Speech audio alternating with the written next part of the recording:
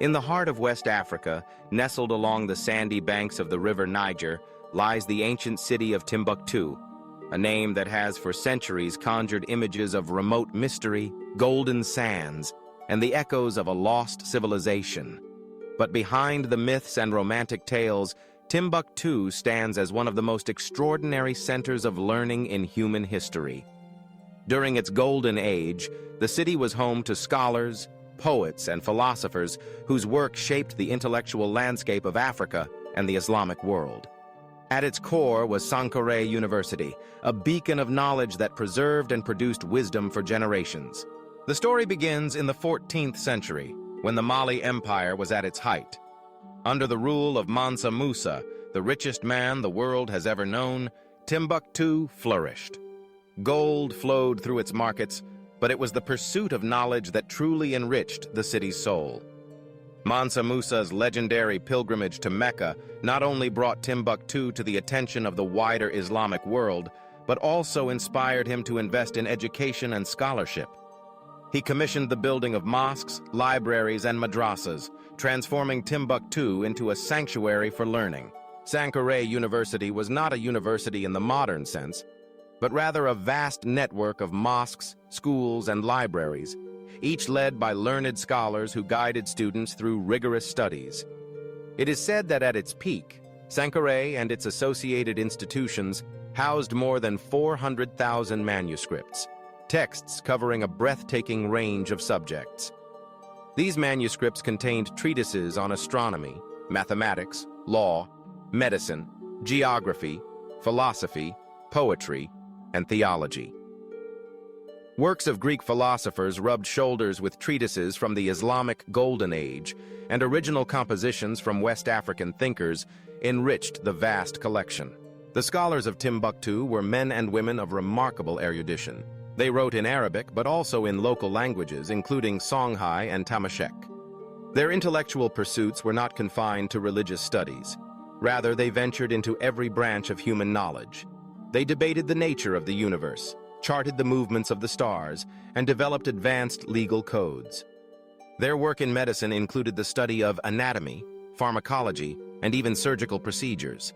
They documented the geography of Africa, mapped the trade routes that crisscrossed the Sahara, and recorded the histories of peoples and dynasties. One of the most prominent scholars was Ahmad Baba, a prolific author and jurist whose influence extended far beyond Timbuktu.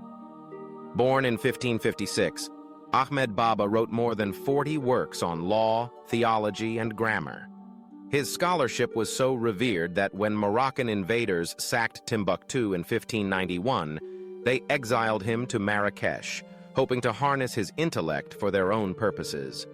Even in exile, Ahmad Baba continued to teach and write, insisting on the importance of preserving the manuscripts and the intellectual heritage of his homeland.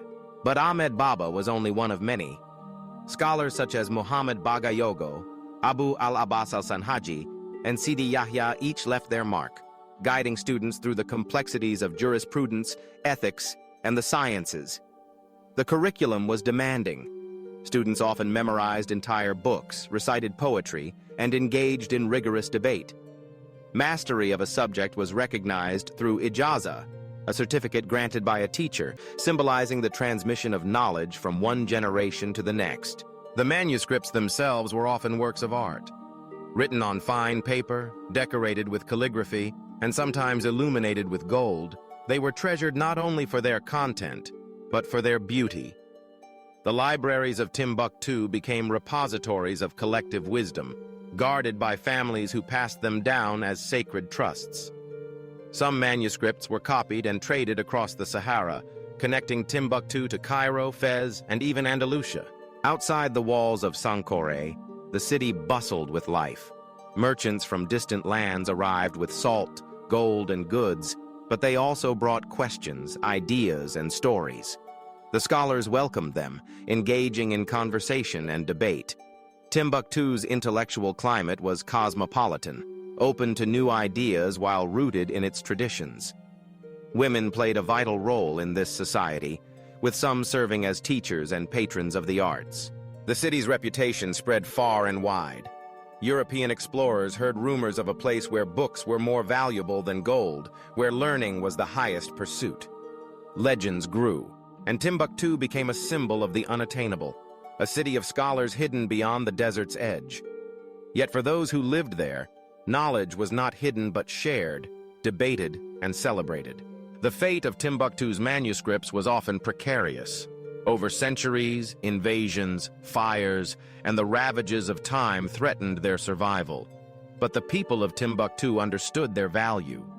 In times of crisis, families hid manuscripts in secret chambers, buried them beneath the sands, or carried them to safety in leather satchels.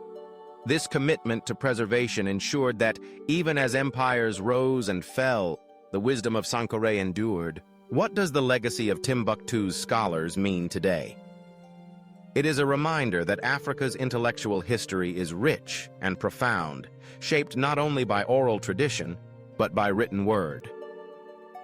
The manuscripts show how Islamic scholarship was adapted and enriched in West Africa, blending local insights with universal questions.